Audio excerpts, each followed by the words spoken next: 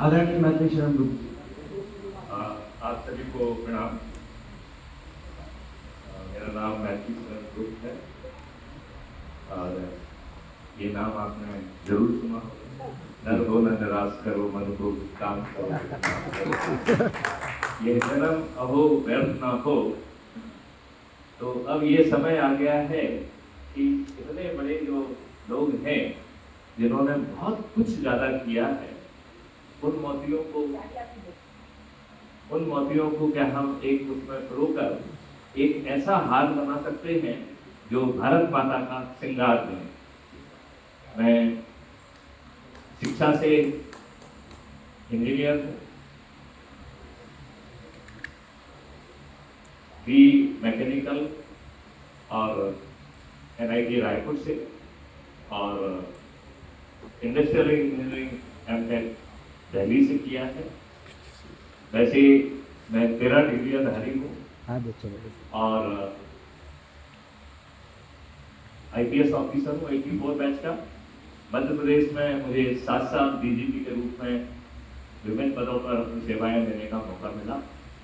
मैं IG operations Kashmir रहा हूँ, जहाँ ईश्वर की कृपा से मुझे टेक्नोलॉजी का उपयोग करके ऐसी व्यवस्था पैदा करने का मौका मिला जिसमें हमने 130 मिलिटेंट्स को मार गिराया और ना तो पब्लिक में कोई डैमेज हुआ और ना ही हमारी फोर्स को। मुझे बॉर्डर एरिया में भी काम करने का मौका मिला। मैं DIG गढ़वाल ITBP देहरादून रहा हूँ, DIG एडमिनिस्ट्रेशन ITBP दिल्ली रहा हूँ, IG CRPF दिल्ली और IG ऑपरेशंस कश्मीर के बाद बेसिकली मध्य प्रदेश से हूँ।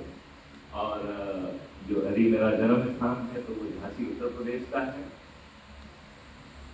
वर्ष 2017 में मैंने एक कॉन्सेप्ट नोट भारत सरकार को भेजा था कि अब हम टेक्नोलॉजी के उस पड़ाव पर पहुंच गए हैं कि अपराध एवं भ्रष्टाचार मुक्त भारत 5 सर्टेनिटी के साथ संभव है। केवल संभव नहीं है, 5 सर्टेनिटी के साथ संभव है। इसे भारत सरकार ने सभी राज्यों को भेजा।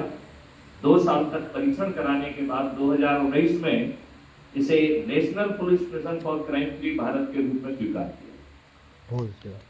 वर्ष 2019 से मैं ही इसका नोडल ऑफिसर हूँ और 30 सितंबर 2020 को हमने एक कानून का ड्राफ्ट भारत सरकार को भेजा कि ये इतना बड़ा कॉन्सेप्ट जमीन पर उतारने के लिए एक व्यवस्था की जरूरत है, एक एक्ट की जरूरत है, जिसमें मैंने एक फंडामेंटल राइट टू प्राइवेसी दिया और सर्टेनिटी ऑफ आइडेंटिटी का कॉन्सेप्ट, 2 कॉन्सेप्ट भी उसमें हमने इंट्रोड्यूस किए।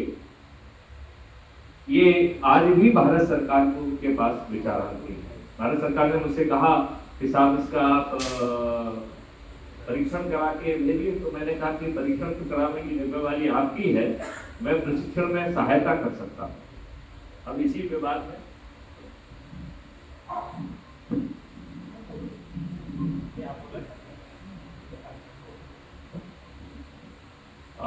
तो अभी ये इसी विवाद में फंसा हुआ है।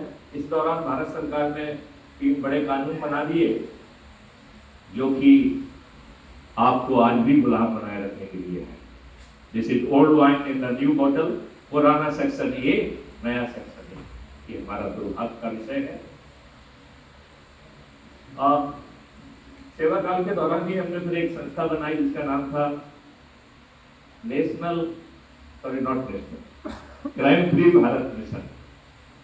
और 2020 में के अंत में जब सेवानिवृत्ति के बाद 2 फरवरी 2021 में ये ईश्वर की कृपा से विस्तारित हो गया और इसमें 5 मौलिक अधिकारों के साथ 21 महालक्ष्यों के साथ महापरिवर्तित भारत की कल्पना की गई और जिसमें देवेंद्र बलाराम जी ने जो कुछ भी कहा है वो उसमें सब लिखा हुआ है। इसी के साथ आगे चर्चा होती रहेगी। जय हिंद, जय भारत, वंदे मातरम।